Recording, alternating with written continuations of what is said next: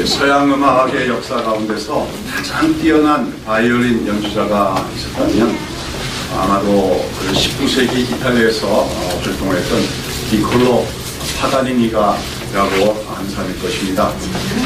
파가니니는 이제 작곡가이기도 하지만 무엇보다 바이올린 연주 실력이 너무나 뛰어나서 바이올린의 천재가 아니라 바이올린의 귀재라고 불립니다. 귀재란 말이 뭐예요? 그 당시 파가니가 살던 당시에 파가니의 그 바이올린 실력이 너무 뛰어나서 또 사람들이 보통 연주할 수 없는 그런 특이한 연주를 많이 해서 당시 사람들 가운데는 이 파가니니가 귀신의 능력을 받아가지고 그런 연주를 하는 것이다 하는 그런 뜬소문말도 있었다고 합니다. 자, 그런데 이런 파가니니와 관련해서 이런 일화가 전해져 내려옵니다. 파가니는 원래 이태리 사람인데 한번 파리에 가서 연주를 했을 때 이로써 당시 이제 이태리와 파리는 이태리와 프랑스는 서로 우리가 더 음악이 선진국이다. 근데 프랑스 사람들이 훨씬 더 그 자부심이 강했지요. 근데 이제 이 이태리에서 온 이 바이올린 연주자가 지금 그 당시 최고라고 하니까 이제 당시 파리의 귀족들이 그럴 리가 있나 이제 뭐 그런 생각을 가지고 연주회장이 모였던 것입니다. 자, 근데 그날 이제 파가니니가 이제 많은 이제 그 청중들 앞에서 연주를 시작했는데 연주를 시작하자마자 바이올린의 줄이 하나 끊어버려가지고 툭 하고 끊어져 버렸습니다. 그러자 청중들이 우하는 그런 마지막한 야유와 조소가 또 보내지기 시작했는데 그러나 이때 파가니는 조금도 당황하지 않고 나머지 세 줄의 현으로 연주를 계속해 나갔습니다. 그런데 한참 연주하는데 이번에는 나머지 세 개의 현줄에서 두 개의 줄이 또 끊어져 버리고 말았습니다. 그리고 이제 파가니니의 바이올린은 몇 가닥의 줄이 남았습니까? 줄이 하나밖에 없는 게 바이올린 줄이 4개입니다. 현이 4개인데 그중에서 줄 3개가 끊어져 버린 거죠. 그러니 줄 하나를 가지고 연주하는 건 불가능하지 할 수밖에 없지요. 한마디로 그날의 연주는 이제 망한 거나 다름이 없었습니다. 그러나 거기서 3개의 줄이 다 끊어진 가운데 잠시 연주를 중단하던 파가니는 놀랍게도 그 한 줄만 남은 그 바이올린을 가지고 계속 연주를 해나갔는데 그날 그 전악장을 그 4개의 현으로만 연주할 수 있는 그 전악장을 하나의 한 줄로만 연주를 해가지고 실로 감동적인 연주를 했다 하는 그런 얘기가 전해옵니다. 여러분, 4가닥의 줄 가운데서 3가닥의 줄이 끊어져 버린 바이올린, 대부분의 연주자들에게 그런 한 줄만 남은 바이올린을 가지고서는 정상적으로 음악을 연주한다는 것이 불가능합니다. 그러나 실제로 도무지 사용이 불가능하게 보이는 그런 바이올린도 파가니와 같은 명연주자의 손에 들려지면 오히려 그 한 줄 가닥으로 다른 사람들이 낼 수 없는 특이한 소리를 내면서 아름다운 연주를 해낼 수가 있더라는 것이죠. 여러분, 오늘 우리가 살펴볼 출애굽기 4장에 보면 바로 그처럼 3줄이 끊어져 버린 그런 바이올린의 예와 같은 그런 이야기가 오늘 나오고 있습니다. 지난 주일에 우리는 여호와 하나님께서 호렙 광야에서 불타는 떨기 가운데 임재하시고 그 모세를 만나시며 그에게 이스라엘을 애굽으로부터 인도해 나라는 소명을 주시는 이야기를 함께 살펴보았습니다.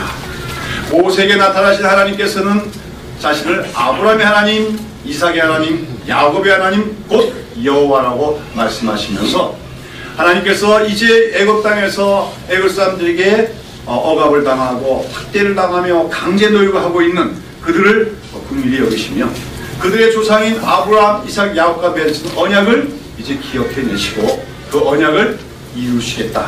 그래서 그 이스라엘 백성들 애굽 땅에서 구원해내시라고 말씀하십니다. 그러면서 바로 그 모세를 그처럼 이스라엘 백성들을 애굽 땅으로부터 인도해내는 일을 담당하는 이스라엘의 지도자로 이제 삼으시겠다고 사명을 주셨습니다. 자, 그러나 거기서 모세는 그러한 하나님의 소명을 선뜻 받아들이지 못합니다. 과거 그의 나이 40대에는 어땠습니까?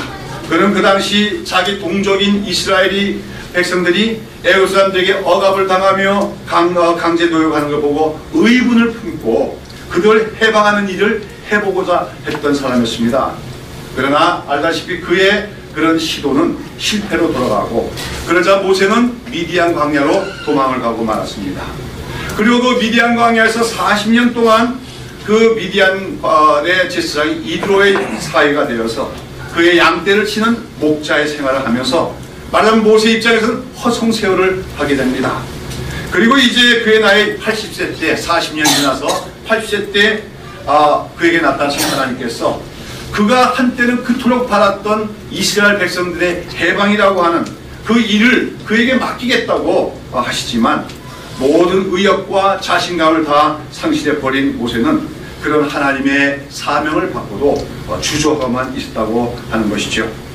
그래서 지난주에 우리가 살펴본 출애굽기 3장에서도 보면 하나님이 주시는 그 사명을 애써 회피하는 모습을 보였던 모세. 근데 오늘 우리가 읽은 이 출애굽기 4장에서도 계속해서 발뺌을 하며 할 수만 있으면 그 일을 회피하고 있는 모습을 우리가 볼 수가 있습니다.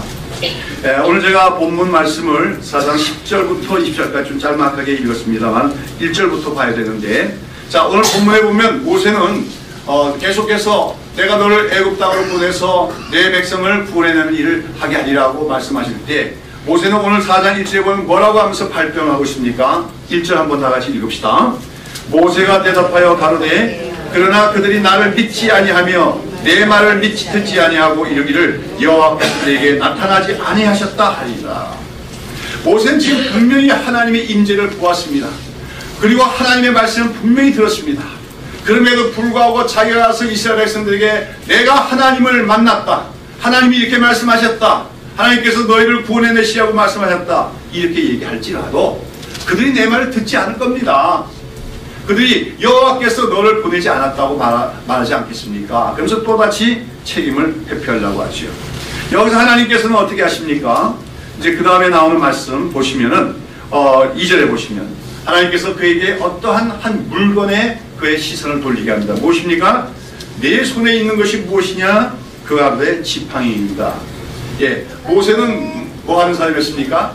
양을 치는 목자죠. 목자들이 갖고 다니는 도구에 지팡이가 있죠. 우리가 이제 성화 같은 데 보면 예수님의 그림이 있는데 길고 끄트머리가 어떻게 합니까? 동그랗게 돼 있는 거. 그게 지팡이. 그래서 이제 보통 목자는 지팡이와 막대기를 갖고 다닌다는데, 막대기라는 것은 이제 창의 역할을 하는 그런 것이고, 지팡이는 이렇게 뭡니까? 길고 끄트머리를 구부러뜨린 그런 것으로서 이제 구부러뜨린 걸로 양의 머리를 이렇게 엮어가지고 끌어당기기도 하고, 또 비탈에 빠진 양들 구워낸 데 쓰기도 하는 그런 도구가 지팡이입니다. 하여간 목자들에게는 필수적인 도구가 바로 지팡이죠. 하나님은 지금 나는 못합니다, 그들이 날 믿지 않을 것입니다 하는 모세에게 그 목자인 모세의 손에 들린 지팡이를 주목하게 하십니다. 그리고 그 다음에 어떻게 하십니까? 그 그러면서 하나님께서 이제 모세에게 두 가지의 표적을 보여주십니다. 첫 번째 표적이 무엇입니까?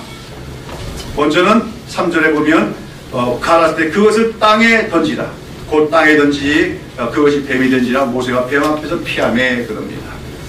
모세가 들고 있던 지팡이를 던지라고 해서 던졌더니 이게 뭐가 됐어요? 뱀이 됐어요. 아마도 이 뱀은 어떤 종류의 뱀일까요? 제가 생각하기에는 독사인 것 같아요. 나중에 이제 광야에서 나온 불뱀, 그런 종류의 뱀이 아니었겠나. 그 10개라고 하는 영화에 보면 코프라가 나타나는 걸로 있는데 코프라인지 이건 좀 확실치 모르고 하여튼 독사일 걸 가능성이 많습니다. 큰 뱀이죠. 뱀인데 독사죠. 그러니까 모세가 깜짝 놀라가지고 그 뱀을 보고 피하려고 하는데 하나님께서 뭐라 합니까? 4절 보면 모세에게 이르되 네 손을 내밀어 그 꼬리를 잡으라. 그걸 말씀하십니다.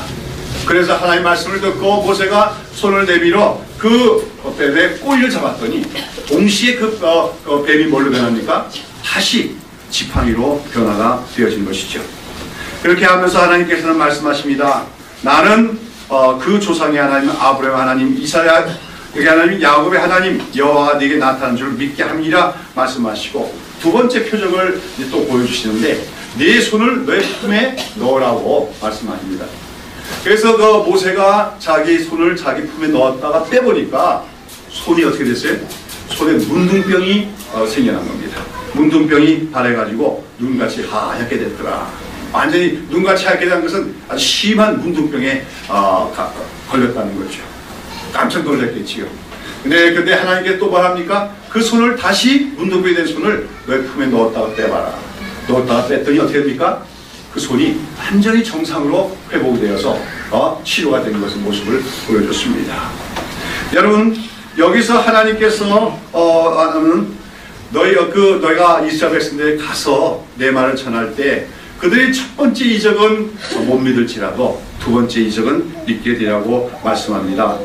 그러면서 또다시 그들이 만약에 믿지 아니하면 여기서는 행하는 것이 아니고 이제 그 모세가 가는 곳은 나일강가가 되겠는데 바로 거기 가서 그 나일강을 조금 강물을 취해서 그것을 땅에 던져봐라. 육지에 부으면은 그 물이 피로 변하는 이적이 일어나게 될 것이다.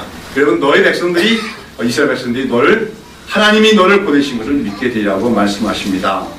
자, 여기서 하나님께서 이 모세에게 보여주시면서 네가 이스라엘 백성들에게 가서 또 보여주라고 하신 이 두 가지 이적은 표적으로서 이제 하나님께서 이스라엘 위하여 행하신 일들이 과연 어떤 일인가를 보여주시고 싶은 그런 표적들입니다. 여러분, 이제 우리가 출애굽기죠. 이제 이스라엘 백성들이 애굽으로부터 해방되는 과정, 그 다음에 나와서 가나안 땅에 들어가기까지 그 모든 이야기들을 우리가 출애굽이라고 얘기합니다. 근데 그 출애굽 과정 속에서 하나님이 이루시는 일이 무엇이냐 하는 것을 보여주는 요약적인 그 사건이 바로 이 두 가지 표적이었다고 할 수가 있습니다. 먼저 하나님께서는 모세에게 지팡이를 던지게 하시고 그것이 뱀에 되게 했다가 다시 그 손을 잡으니 꼬리를 잡으니까 지팡이를 펴는 사건. 이것은 이제 모세가 애굽으로 가서 행할 일들이 이 뱀으로 상징된 사탄과의 대결이 될 것을 하나님 말씀하고 계십니다. 한마디로 애굽의 땅에서 이스라엘 백성들을 구원해내는 일은 하나의 정치적인 어떤 한 민족의 정치적인 해방 사건 이상으로 중요한 의미가 있는데 그것은 뭐냐면 바로 이 애굽의 바로의 배후에 누가 있음을 하나님 말씀하시는 겁니까? 사탄의 역사가 있음을 말씀하시는 것이고 지금 하나님께서 이스라엘 백성들을 그 애굽에서 해방시키는 일은 바로 그 사탄의 권세를 깨뜨리고 하나님께서 뭡니까? 이스라엘 백성들을 구원해내는 것임을 말씀하고자 하는 것이죠. 그러면서 모세가 그 뱀의 꼬리를 잡았다고 하는 것은 바로 모세에게 하나님을 대신해서 사탄의 권세를 제어할 수 있는 그 권세를 주셨음을 의미하는 것입니다. 그리고 다음으로 모세 손에 문둥병이 발했다가 다시 정상적으로 회복되는 이적은 이제 이스라엘 백성들에게 베푸실 그 출애굽의 역사와 그러나 하나님의 구원의 은혜의 역사의 궁극적인 목적은 뭐냐면 그들을 바로 그들의 죄를 용서하시고 사는 데 있음을 보여주시고자 하는 것입니다. 여러분, 성경에서 많은 경우에 문둥병은 죄의 저주를 상징합니다. 문둥병은 불치병입니다. 결국은 죽게 됩니다. 그러나 또 문둥병은 다른 사람에게 전염되는 특성을 갖고 있습니다. 천연이라고 하는 무선병입니다. 그것이 바로 죄로 말미암아 인간들이 죄를 지음으로 임하는 저주를 상징하고 있다고 하는 것이요. 근데 지금 이제 모세의 손에 발한 그 문둥병이 모세 품에 들어갔다 나올 때 다시 정상으로 회복되는 것은 그러나 이스라엘 백성들 하나님의 백성들이지만 그들 역시 죄 가운데 살고 있음을 말해줍니다. 하나님의 백성들이라고 죄를 짓지 않는 것이 아니고 그들과 똑같이 죄를 가진 백성들이라는 것이요. 그러나 하나님이 그들을 구원하신다는 것은 궁극적으로 그들을 무엇으로부터 구원해내는 것이냐? 죄로부터 구원하는 것이다. 그 죄를 용서하셔서 의롭게 하시는 것이 하나님의 구원의 궁극적인 목적임을 하나님은 말씀을 하신 것입니다. 그렇습니다. 우리가 알아야 할 것은 이제 우리가 출애굽기를 계속해서 설명하지만 하나님께서 이스라엘 백성들을 애굽에서 풀어나 자유롭게 하시는 것은 하나의 어떤 정치적인 사건이 아니라 그것은 하나님은 어떤 분이냐? 특별히 하나님은 계속해서 나는 아브라함의 하나님, 이삭의 하나님, 야곱의 하나님 곧 여호와라고 말씀하시는데 여호와는 어떤 하나님이냐면 자기 백성들을 사탄의 권세로부터 해방하시고 사탄의 권세를 깨뜨리고 그들을 사탄의 억압으로부터 해방하여 주시며 그 다음에 또한 그들의 죄를 다 사하시는 분임을 성경은 말하고자 한다고 하는 것이죠. 하나님은 이러한 두 가지 표적을 통해서 말씀하셨고 아마 이 표적을 보고도 모세는 처음에 그 표적의 의미를 이해하지 못했을 것입니다. 또 이스라엘 백성들도 모세가 그 표적을 행할 때 그 표적의 의미는 알지 못하고 그냥 놀랍고 신기한 일이 일어났다고만 보았겠지요. 그러나 이제 점차 출애굽의 역사가 진행이 돼가면서 이제 그들은 여호와 하나님은 우리를 이스라엘을 애굽에서 정치적으로만 해방하는 것이 아니라 사탄의 권세로부터 해방하시며 죄로부터 우리를 구원하신 분이다 하는 것을 이제 깨달아가게 될 것을 하나님은 말씀하셨다고 하는 것입니다. 여러분, 오늘 우리는 출애굽 사건들을 우리가 성경을 읽으면서 바로 이런 출애굽의 이야기들은 과거에 일어났던 이스라엘 민족에게 일어났던 이야기가 아니라 오히려 오늘 우리에게 일어나고 있는 이야기임을 알아야 됩니다. 그래서 이 출애굽 사건은 오늘 우리가 그리스도 안에서 받게 되는 구원에 대한 하나의 원형적 예표적 사건이다, 모형적 사건이다 하는 것을 알아야 된다는 것이죠. 오늘 우리는 예수님의 은혜로 구원받습니다. 그럴 때 우리는 사탄의 권세로부터 해방이 되어서 사탄의 노예로부터 해방이 되어 자유인이 되어지는 줄로 믿습니다.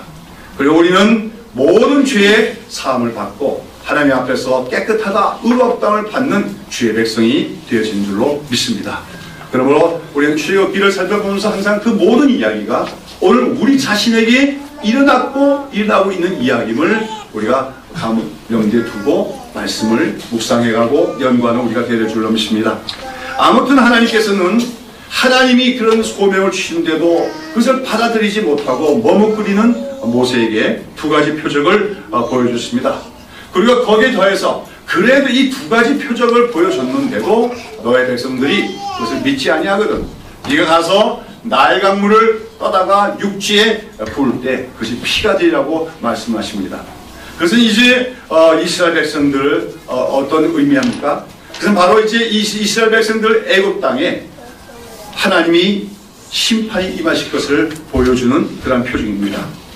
여러분, 나일강이라고 하는 것은 애굽 사람들에게서는 생명의 원천이죠. 모든 생명의 젖줄이고 생명의 원천. 그래서 이제 애굽 사람들은 그 나일강을 신격화하고 신으로 섬기게 되어진 것입니다. 그들은 나일강에서 모든 생명이 나오고 나일강에서 모든 인간의 행복이 나온다고 믿고 있는 그들의 신이 바로 나일강이었습니다. 근데 하나님께서 나일말을 사람이 먹지 못할 피로 바꾸신다는 것은 그 나일강 자체가 신이 아님을 보여주는 동시에 그것이 인간들에게 항상 행복과 생명을 줄 수 있는 것이 아님을 얘기합니다. 모든 생명의 근원은 하나님밖에 없으신 것입니다. 애굽 사람들이 의지하는 그 모든 헛된 것들, 그 대표적인 것이 바로 나일강물로서 그 나일강물을 피가 되는 이적을 통해서 하나님께서는 애굽 사람들이 섬기는 모든 신들이 헛됨을 보여주실 것이고 또 그 애굽 땅에 하나님의 심판을 내리실 것을 보여주는 표징이 바로 나일강물이 피로 변하는 표적이라고 하는 것이죠. 자, 이처럼 하나님께서는 여러 가지 표적들을 다 보여주시면서 그 소명을 주고 계시지만 이 모세는 그래도 여전히 하나님 앞에서 우물쭈물하며 이런 변명 절명하면서 자기에게 주어지는 책임을 회피하려고만 합니다. 그래서 그가 하는 말이 무엇입니까? 10절 말씀 다시 읽습니다. 모세가 여호와께 고하되 주여 나는 본래 말에 능치 못한 자라 주께서 주의 소총에게 명하신 후에도 그러하니 나는 입이 뻣뻣하고 혀가 둔한 자니다. 그럽니다. 여기서 모세는 자기가 어떤 자라고 합니까? 본래 말에 능치 못한 자다. 본래라는 건 뭐지요? 원래부터가 선천적으로 말에 능치 못한 자다 그렇게 얘기합니다. 그러면서 자기처럼 그렇게 선천적으로 말에 능치 못하고 말재주도 없고 언변도 없는 사람이 어떻게 백성들에 가서 하나님의 말씀을 전할 수 있겠냐 하는 핑계를 대고 있는 것이죠. 여기서 스스로를 모세가 입이 뻣뻣하고 혀가 둔한 자라고 한 것을 가지고 여러분 입이 뻣뻣하고 혀가 둔한 사람은 건 뭐죠? 이거는 입에 뭔가 이 발성기관에 문제가 있는 사람이니까 어떤 사람들은 그래서 모세가 원래부터 좀 문제가 있었다. 원래부터 선천적 말더듬이었다. 이렇게 해석을 하기도 하지만 그건 성경을 잘못 읽은 것입니다. 왜 그렇습니까? 사실 모세는 본래 말에 능치 못한 자가 아닙니다. 그는 오히려 말을 잘하는 자였다고 하는 것이죠. 사도행전 7장에 보면 사도 스데반의 설교가 나오는데 거기서 스데반 설교에서 모세가 40대가 됐을 때 40이 되었을 때 애굽의 학문을 애굽 사람의 학술을 다 배워 그 말과 행사가 능하더라고 표현하고 있습니다. 그 말과 행사가 능하더라. 말을 잘했다고 하는 것이죠. 모세는 애굽에서 왕자 교육을 받은 사람입니다. 고대 사회에서 왕이 될 사람들이 받는 교육 안에는 이 말을 잘하는 훈련도 들어가 있죠. 수사학을 배우고 웅변수를 배우고 그래서 통치자가 됐을 때 백성들 앞에 서서 담대하게 말을 잘 전할 수 있는 훈련을 받습니다. 그게 40대가 됐을 때 모세는 어땠겠어요? 아주 말을 잘하는 자였다는 거죠. 혀가 뻣뻣하고 입이 뻣뻣하고 혀가 둔한 자 아니 맞다는 것이죠. 그가 40년 전에 자기 동족을 구원해내려고 할 때 그때는 오히려 그는 말이 능한 자였습니다.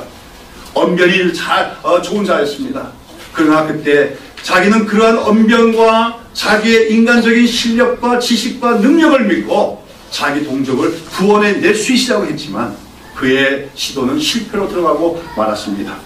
그리고 나서 이제 40년 세월 미디안 광야에서 살아가는데 그 미디안 40년의 생활은 말하자면 모세의 입장에서는 허송세월이고 하나님의 입장에서는 모세를 납작하게 낮추시는 과정이었다고 얘기할 수 있습니다. 40대의 모세는 한껏 기고만장하여 야심만만하고 자신만만한 그런 사람이었습니다. 그러나 그런 높아진 자만심, 높아진 자부심을 하나님이 꺾으시면 낮추시는데 얼마나 낮추셨느냐. 원래는 말을 잘하던 모세가 뭐라고 해요? 나는 말을 못합니다. 나는 입이 뻣뻣하고 혀가 둔합니다. 말할 수밖에 없는 지경까지 하나님께서는 그를 낮추셨다고 하는 것입니다. 그러나 이제는 그렇게 겸손 이상으로 열등감에까지 빠지게 된 모세. 완전히 그는 이제 자아가 깨어진 상태에 이른 거지요. 그런 모세에게 하나님은 뭐라고 하십니까? 누가 사람의 입을 지었으면요 누가 벙어리나 귀머거리나 눈 밝은 자나 소경이 되게 하였느냐? 나 여호와가 아니뇨. 이제 가라. 내가 네 입과 함께 있어 할 말을 가르치라고 말씀하십니다. 하나님은 네가 지금 벙어리와 같은 상태가 된 것도 사실은 누구의 손길이에요? 하나님의 손길인 거죠. 한때는 자기의 말을 믿었습니다. 자기가 언어 구사의 능력을 믿었던 모세. 그러나 40년 세월 얀전하신 하나님의 손길 안에서 그는 말 못하는 자가 되고 말았습니다. 그러나 이제 말씀하십니다. 하나님, 벙어리를 만드는 것도 누구냐? 이제 내가 네 입에 함께 할 것이고 너와 함께 할 것이라고 격려를 하십니다. 자, 그러나 그래도 모세는 계속 뒤로 물러납니다. 자, 13절에 보시면 모세가 뭐라 합니까? 모세가 할 때 주여 보낼 만한 자를 보내라서 다른 사람 보내달라고 또다시 변명하고 뒤로 물러가고 있지요. 그러자 이번에는 하나님께서도 노를 내십니다. 그러나 그 노는 뭐 격렬한 노는 아니었을 것이고 그래서 하나님 좀 언성을 높였다 하는 정도 이해할 수가 있겠죠. 그러면서 하나님께서는 이제 어떻게 하십니까? 그 다음 나오는 말씀들을 보면 하나님께서는 모세에게 그의 형인 아론이 말을 잘하는 자인데 그 아론을 모세를 위한 대변자로 세워주시겠다고 말씀하고 계십니다. 그러면서 이제 모세가 하나님께로부터 들은 말을 아론에게 말하면 할 말을 주면 그 아론이 백성들에게 그 말을 전달하게 될 것이면서 그는 네 입을 대신할 것이요 너는 그에게 하나님같이 되리라고 말씀하십니다. 우리가 이걸 잘못 이해해서 모세가 말을 못하는 자가 됐기 때문에 말더듬이가 됐기 때문에 그 대신 아론을 말 잘하는 자를 대언자로 세웠다고 생각해서는 안 되는 거예요. 왜냐면 나중에 쭉 보시면은 어떤 때는 아론이 백성들에게 말을 하기도 하지만 때로는 모세가 직접 백성들에게 말씀을 전할 때도 있습니다. 그럴 때 뭐 조금 더 주저하거나 더듬거나 그런 말을 했다는 기록이 없지요. 모세는 다시 회복되는 거예요. 원래 말하던 잘하던 사람은 다시 회복이 되는 겁니다. 그럼에도 불구하고 하나님께서 지금 아론을 모세를 위한 대언자로 세우는 것은 한마디로 모세의 권위를 높여주시기 위한 것입니다. 여러분 우리나라에도 그렇잖아요. 일국의 다시는 통치자 같은 대통령이나 또 그런 사람들에게 반드시 뭐가 있기 마련입니까? 대변인이 있기 마련 아닙니까? 그 대변인이 그 대통령의 말을 받아서 국민들에게 담화를 발표하기 마련입니다. 마찬가지로 지금 이제 모세는 앞으로 하나님을 직접 대면하여 하나님과 대화를 하며 하나님의 말씀을 받게 될 것입니다. 그가 받은 말씀은 하나님의 말씀입니다. 그 하나님의 말씀에 권위가 있음을 나타내기 위해서 하나님은 대변인으로서 아론을 세워주시고 계시다고 하는 것입니다. 여러분 어떻습니까? 참 이렇게 호렙강에서 나타나신 하나님께서는 지금 모세에게 참 친절하게 말씀하시며 그를 지금 격려하고 계신 모습을 보게 되어집니다. 여러 가지 표정을 보여주시고 여러 가지 말씀으로 그를 격려하고 소명을 주고 계십니다. 그러나 그런데도 불구하고 계속해서 나는 할 수 없습니다. 다른 사람에게 맡기십시오. 물러나고 있는 모세. 이런 모세는 과거 40세 때의 그 모세가 전혀 아니죠. 그때의 모세는 이 모세가 아닙니다. 자신만만하고 열정과 야망을 가졌던 그 모세가 아니고 위축이 되고 자아가 다 깨어진 실패자의 모습에 아닐 수가 없다고 하는 것이죠.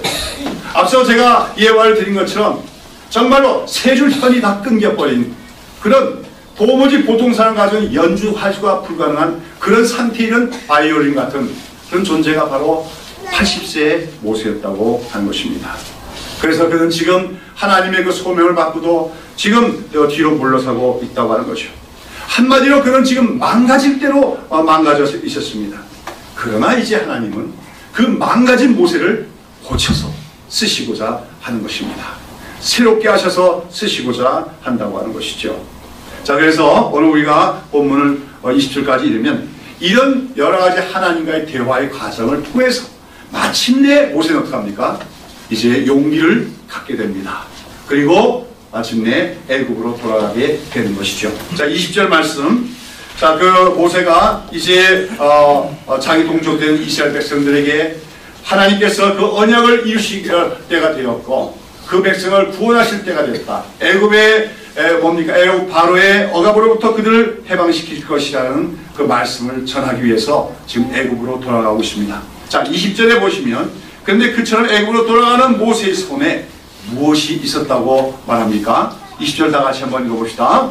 모세가 그 아내와 아들들을 나귀에 태우고 애굽으로 돌아가는데 하나님의 지팡이를 손에 잡더라. 자, 모세가 지금 애굽으로 돌아가고 있습니다. 지금 애굽으로 가는 것은 말하자면 그 애굽의 통치자 절대 권력을 갖고 있는 바로에 맞서서 그와 대결하고자 합니다. 바로가 이스라엘 백성, 자기 노예인 이스라엘 백성들 쉽사리 내줄 리 없습니다.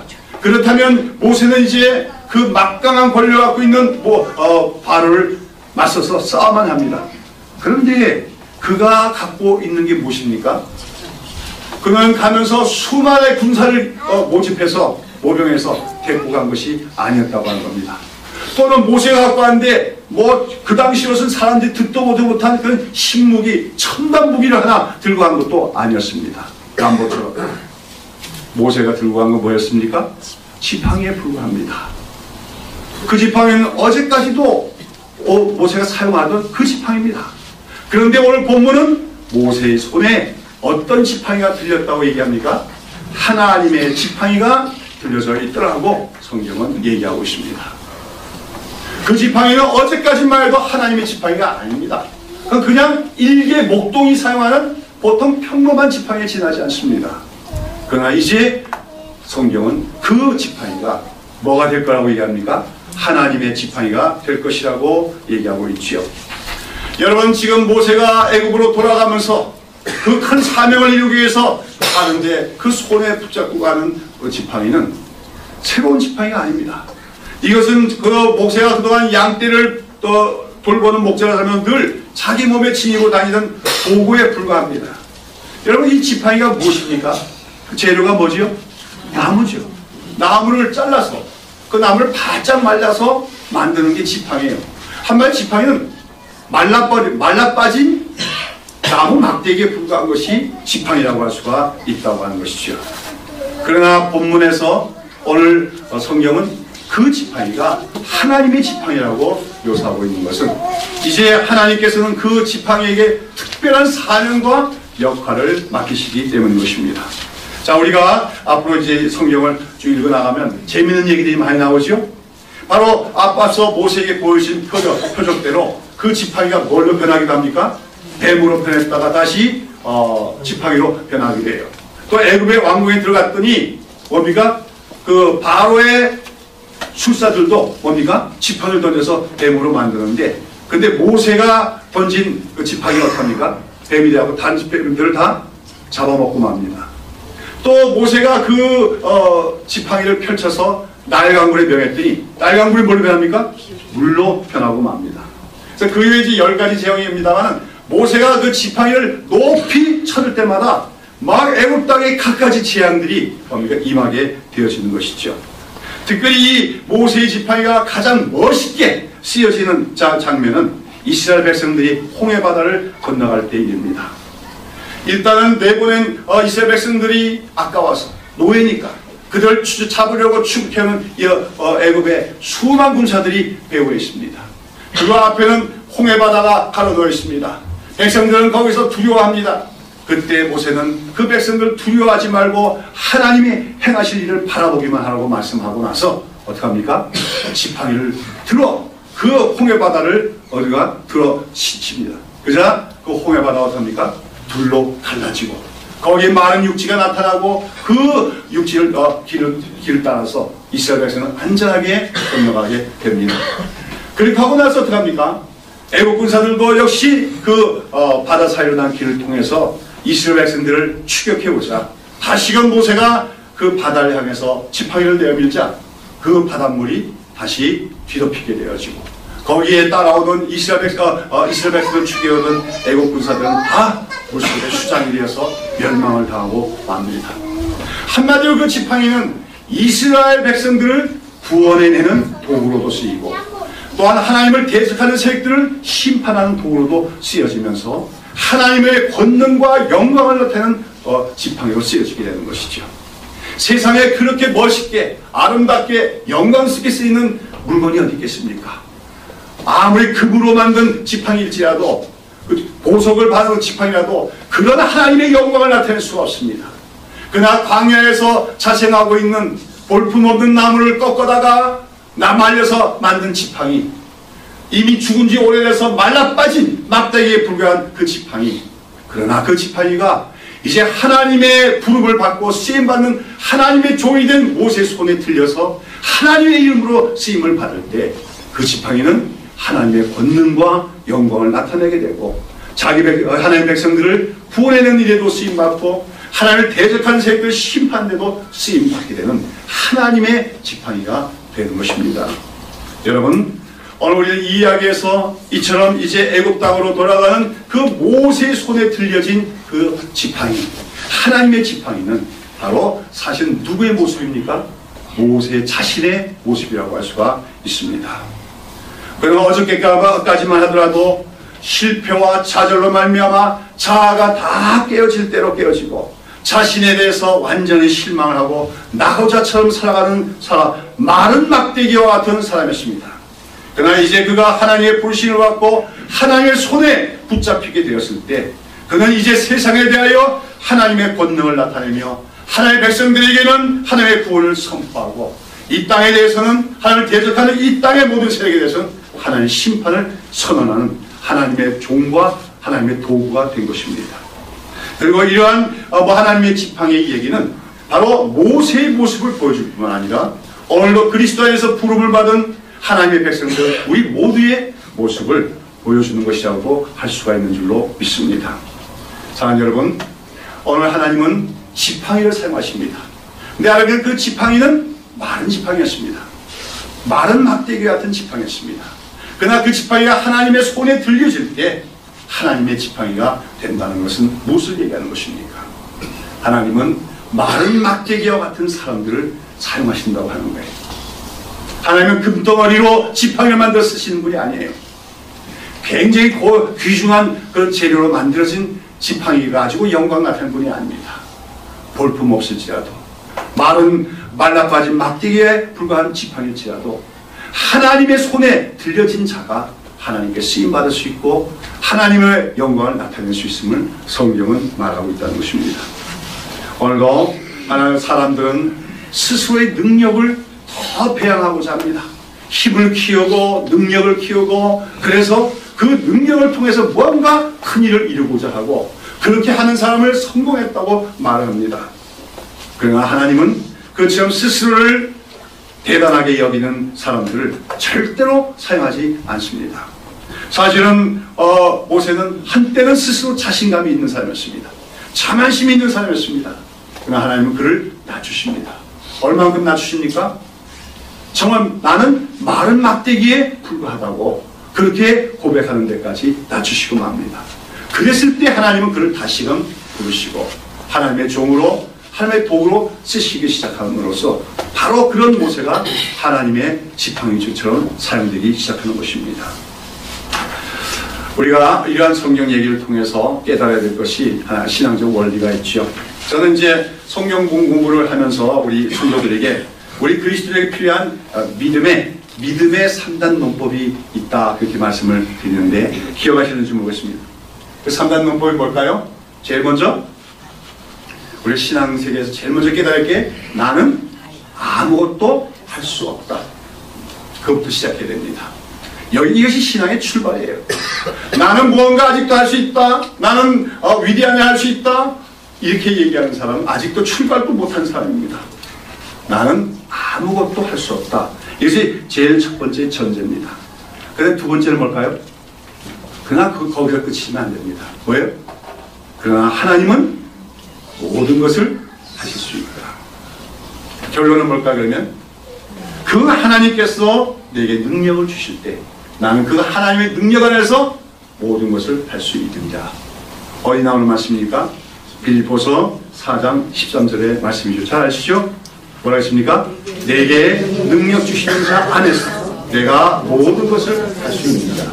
이 말씀이 바로 신앙의 3단 논법을 보여줍니다.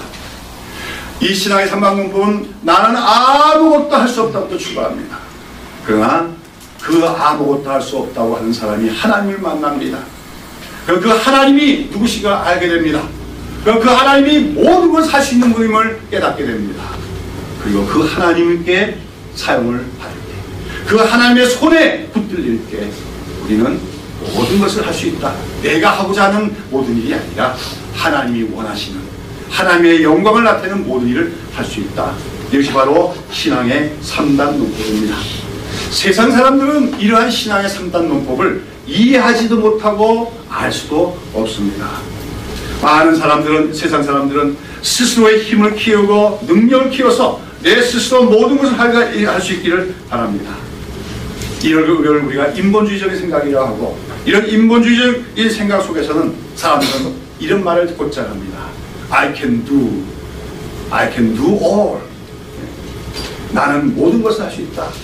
그리고 그런 걸 계속해서 세뇌시켜서 우리는 하고자 하면 뭐든지 할 수 있습니다. 이런 얘기가 오늘 우리 사회에서 얼마나 유행처럼 되고 있습니까? 그러나 이렇게 할 수 있다, 할 수 있다 인간들이 외치고 있지만 인간 사회는 점점 더 복잡해져 가고 점점 더 문제만 많아져 가고 있다고 하는 것입니다. 하나님 그처럼 스스로 I can do라고 말하는 사람, 내가 스스로 뭔가 할 수 있다는 사람을 하나님은 쓰시지 않습니다. 만약에 그런 사람들 하나님이 쓰시고자 할 때는 하나님께서 먼저 그들을 납작하게 만드십니다. 마른 막대기처럼 만드시고 만다고 하는 것입니다. 모세가 40세 때 자기가 애굽 왕에게 배운 모든 학문과 지식을 가지고 내가 뭔가 할 수 있다고 생각했을 때 하나님은 그를 실패하게 하시고 낮추십니다. 40년 세월 동안 나는 아무것도 할 수 없다고 깨닫게 하시고 바로 그때 하나님을 만나주시고 그에게 새로운 소명을 주시고 하나님의 손에 붙들린 하나님의 종으로 하나님의 지팡이처럼 살아가게 하신다고 하는 것입니다. 사랑하는 여러분, 오늘 우리는 먼저 우리가 하나님 앞에서 낮아져야 됩니다. 우리는 철저히 자기를 부정하고 우리 스스로는 아무것도 할 수 없는 존재임을 고백하는 우리가 되어야 될 것입니다. 그러나 거기서만 끝나서는 안 되죠. 우리는 하나님을 알아가야 됩니다. 권능의 하나님을 알아가야 됩니다. 능력의 하나님을 알아가야 됩니다. 살아계신 하나님을 알아야 됩니다. 또 그 하나님이 우리 안에 계실 때, 그 하나님이 우리와 함께 하실 때 우리는 하나님께서 우리에게 주신 모든 소명을 이룰 수 있는 자가 되리라고 하는 그 믿음을 받는 우리가 되야 될 줄로 믿습니다. 자, 여러분, 오늘도 우리 하나님 앞에서 날마다 우리 자아를 부정해 나가면서 나는 하나님 앞에서 마른 막대기에 불과한 존재임을 고백하는 여러분 되시기를 축원합니다. 그러나 하나님께서 능력 주실 때, 하나님께서 우리를 불러주시고 하나님의 소명을 주시고 하나님의 손에 붙들릴 때 모세의 손에 들린 하나님의 지팡이처럼 하나님의 권능을 나타내고 하나님의 영광을 나타내는 삶을 살아가는 주의 백성들이 다 되시기를 예수님의 이름으로 축원합니다. 기도하겠습니다.